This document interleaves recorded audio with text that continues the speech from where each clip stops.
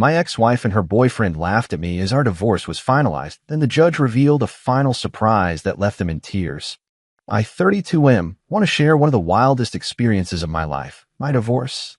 Let me just say, it was more drama than I ever bargained for. I met my ex-wife about 7 years ago. We dated for around 2 years before finally tying the knot. At the time, I was convinced we had something amazing, and I was all in.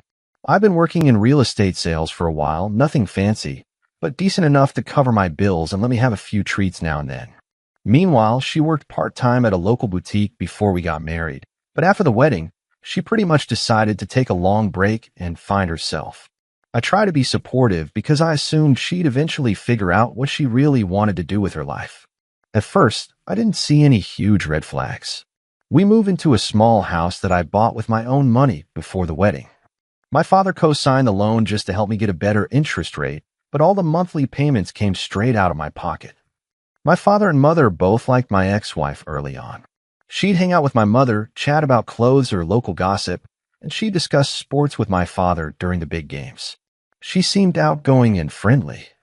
My sister, who's a couple years younger than me, was a bit more cautious. She told me once that my ex-wife seemed too focused on what she could get out of the relationship, but I shrugged it off because I loved her and thought we'd be a solid team. Months passed, and things started to shift. She began going out late at night, claiming she needed space, or was with some friends I'd never even heard of. She'd come back in the early morning hours and act like I was the one being dramatic for asking simple questions. I tried to give her room, thinking maybe she was stressed from not working and feeling stuck at home. But my gut kept telling me something else was going on. My sister also noticed the change in her attitude. She said that whenever my ex-wife visited, she seemed distant, like her mind was somewhere else. One night, my ex-wife came home at 2 a.m. I was waiting up in the living room, worried sick. The second she walked in, she looked surprised that I was awake. I asked her where she'd been, and she got all defensive, yelling about how I was controlling and paranoid. She stormed into our bedroom, slammed the door, and left me sitting alone, feeling confused as hell. The next morning, she acted like nothing had happened. She didn't apologize or explain. She just moved on as if I was supposed to forget about it. Eventually, the suspicion got to me. One day, I saw her phone lying on the kitchen counter while she was in the shower, and I glanced at it. I know some people say never snoop on your partner's phone, but given how things were, I couldn't help it. And there it was, messages that made it very clear she was talking to some other guy in a way that went way beyond friendship. Let's just say the texts were graphic enough to kill off any lingering doubt I had. My heart sank. When I confronted her, she blew up, flipping the script to make it seem like I was the problem for invading her privacy. But deep down, I knew our relationship was basically done. We had an insane fight that night. She accused me of never supporting her dreams, which was ridiculous because she never even told me what her dreams actually were. She said she felt smothered, even though I basically let her do whatever she wanted. I told her she was betraying me, and she didn't bother denying it. She left the house in a fury. I remember sitting at the dining table, staring at the walls, thinking how quickly everything had gone from bliss to chaos. The next few weeks were tense. She would stay out more often, sometimes not returning until the morning. We barely spoke. My father noticed I was in a foul mood and invited me over for dinner without her. That night, my mother, father, and sister all rallied around me, saying I deserved better and that I shouldn't let her walk all over me. They told me I might need to prepare for the possibility that our marriage was beyond repair. It hurt, but I knew they were right. A short time later, I discovered she'd actually moved in with this guy she'd been texting. I came home early one afternoon, hoping we could try to have a civil discussion, only to find her packing up some clothes while on the phone with someone, telling them to make space for her in a closet. I could feel my blood boiling, but oddly enough, I also felt a wave of relief, like at least I knew the truth now. I told her to take whatever she wanted and just go. She shot me this look that was a mix of pity and annoyance, and then she left. After that, the official divorce process started. It was a complete nightmare. She quickly hired a lawyer, so I hired one too. We had to follow the usual steps in my state. There was a waiting period plus mediation sessions to see if we could settle. But there was no way I would settle for the kind of bullshit she was demanding. She wanted half of everything. Half of my house, half of my savings, even half of my car's value. She was basically trying to bleed me dry. And her new boyfriend was right there with her at mediation, smirking as if they were about to cash a winning lottery ticket. My father and mother were furious, but they reminded me not to do anything rash. My sister was the one who was like, take the gloves off and burn them in court. I felt a mix of both approaches. Part of me wanted revenge, and part of me wanted to handle it with calm logic. My lawyer advised me to keep my emotions in check and just stick to the facts. So that's what I did. I gathered every receipt, every bank statement, every document showing I'd bought the house before the marriage. I made sure I had proof that she never contributed a dime to the mortgage or bills. She basically coasted on my income. The good news was, under U.S. law, assets you acquire before marriage can stay yours if you don't commingle them. And I had made sure to keep everything separate. My lawyer said we had a strong case. Still, every time we went to mediation, it was torture. She'd act all sweet and vulnerable in front of the mediator, claiming she had no idea what to do now and how she'd given up her career to be with me. Funny how she forgot she quit on her own and that she was basically living with another guy. Her boyfriend was even cockier, sometimes whispering remarks about how I'd soon be paying for their dream home. The arrogance was insane. Eventually, we reached the final stretch, a day in court where the judge would make the final decisions. Right before that, I got a message from her boyfriend on social media, taunting me that I'd be left with scraps. He even said something like, I can't believe you're such a sucker, man. Thanks for setting us up. I screenshotted that shit and gave it to my lawyer. But I didn't engage him. I just blocked him and moved on. I knew that losing my cool could hurt me in court, so I tried to stay chill. The night before the final hearing, I was a complete wreck. Couldn't sleep, pacing around my living room, thinking about all the possible outcomes. I had nightmares of losing my house and my savings, basically everything I worked for.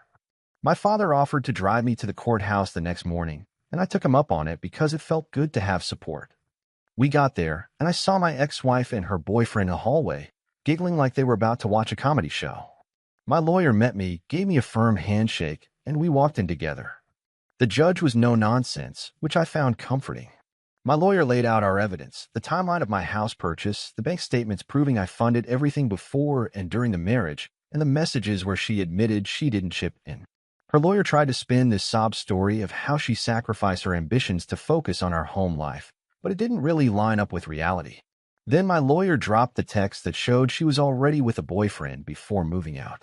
The judge asked my ex-wife some direct questions about when she started seeing this guy and whether she told me about wanting a divorce first. She stumbled over her answers. It was pretty clear she'd been lying about the whole timeline. I saw a noticeable change in the judge's face at that point. He flipped through some papers, took a moment, and then asked if I had anything else. My lawyer reiterated that, while I understood some minimal spousal support might be ordered because she was unemployed, it shouldn't be anywhere near half of my assets, especially given the short marriage and her lack of financial contribution. The judge nodded and said he needed a quick recess to finalize his decision. We left the courtroom. My ex-wife and her boyfriend stood off to one side, whispering. I overheard him saying something like, "Don't worry, babe, we got this." That made me grit my teeth, but I held it together. After what felt like an hour but was probably just 15 minutes, we got called back in. My heart was pounding as the judge started talking. He went over the facts. Our marriage was short. I purchased the house before the wedding, and there was clear evidence she contributed little financially or domestically. Then he revealed his ruling. She would not get the 50% or more that she demanded. Instead, she'd receive a minimal settlement to help her get on her feet, plus a short-term spousal support that would end quickly, especially given that she was already cohabiting with her boyfriend. The judge basically said she had another form of financial support, so she wasn't entirely helpless. The look on their faces was priceless. My ex-wife's jaw practically hit the floor, and her boyfriend suddenly lost that smug grin. She tried to protest, and her lawyer asked if the judge would reconsider, but the judge was like, "No, this is final." My lawyer gave me this tiny smile, and I felt relief flood my entire body. I could finally breathe. For once, justice went my way. When the session ended, we all stood up. My ex-wife darted over to me, muttering about how I wouldn't get away with this. I just told her the judge made the decision based on the evidence, and she needed to accept it. Her boyfriend looked like he wanted to start a fight, but my father stepped up. The boyfriend called me a loser under his breath, and I just said, "You're the one who lost today. Deal with it." He turned red and stormed off with her. Outside the courtroom, my father gave me a hug. My mother and sister were at home, waiting for the news. My lawyer shook my hand and said this was one of those cases where everything lines up in favor of the person who was actually honest. We left the courthouse, and my father joked about grabbing a drink. You bet I took him up on it. On the ride back, I called my mother and sister, and they were thrilled. My sister was screaming about how awesome it felt to see those two get put in their place. I had so much adrenaline pumping through me, like I just won a championship game or something.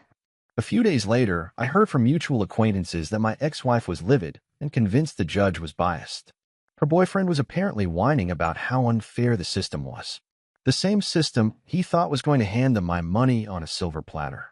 They had even been telling people they planned on investing a huge amount once the divorce was finalized. Talk about counting your chickens before they hatch. Now they were stuck with pretty much nothing. I won't lie, it felt good to see them both face the consequences of their entitlement. They thought they'd toyed with me and that the court would just hand over everything I'd worked for. But nope, the law actually sided with the facts. People sometimes assume the ex-wife automatically gets a big payday in a divorce, but it doesn't always work that way, especially when she's the one who walked out and contributed next to nothing. In the aftermath, I made it a point to rebuild my life. I hung out with friends more, picked up guitar lessons, something I've been putting off for ages, and spent more time at the gym. My father and mother started inviting me over more frequently for dinner, which was comforting. My sister kept saying I should go on a vacation to clear my head. Maybe I will someday. For now, I'm just happy to be out of that toxic situation. Looking back, I wish I had seen the red flags sooner. But I guess sometimes you have to learn the hard way. I gave my ex-wife everything I could, but she wanted more. She wanted to control the whole narrative, take my assets, and rub her new relationship in my face. It was like I was dealing with a completely different person from the one I married. But after seeing her meltdown in court and the tears she fought back when the judge announced her bare minimum settlement, I realized I was finally free. The actual settlement I ended up paying was pretty small compared to what she had demanded. The judge gave it an expiration date, given how short the marriage was and because she was living with a boyfriend. She got a few months of support, basically the legal system's version of here's something so you can move on. As far as I'm concerned, it was a price I'd pay any day to get rid of that nightmare. I've heard through the grapevine that she and her boyfriend are having money problems now. They probably thought they'd be popping champagne with my hard-earned cash, but that door slammed shut in their faces. Let's just say I don't lose any sleep over it. They made their bed, and now they can lie in it. So yeah, that's how my divorce went from a complete shit show to one of the most satisfying moments of my life. My ex-wife and her boyfriend actually laughed at me in front of the judge, fully convinced they were about to score a windfall. But the judge took one look at the facts and made a final call that left them both speechless. Moral of the story, keep good records, stand up for yourself, and don't let entitled people run you over. Sometimes, life gives you the sweet payoff you deserve. And honestly, watching their faces when they realized they were only getting the bare minimum, that alone was worth everything I went through. All in all, I'm doing all right now. I've got my house, my savings, and a clean slate. Sure, I have a few scars from the experience, but I'd rather have those scars than be trapped in that train wreck of a marriage for another second. My father still teases me that I dodged a bullet, and my mother says she's never been prouder that I stood my ground. My sister cracks jokes about me writing a book someday. Maybe I will. But for now, I just wanted to share this story here, hoping it might help someone else realize that you don't have to roll over for people who think they can take you for a ride. If you're in a similar position, hang in there. Gather your proof, trust the process, and remember that sometimes the best revenge is just watching your ex and their new partner realize they're not walking away with the jackpot they thought they had in the bag.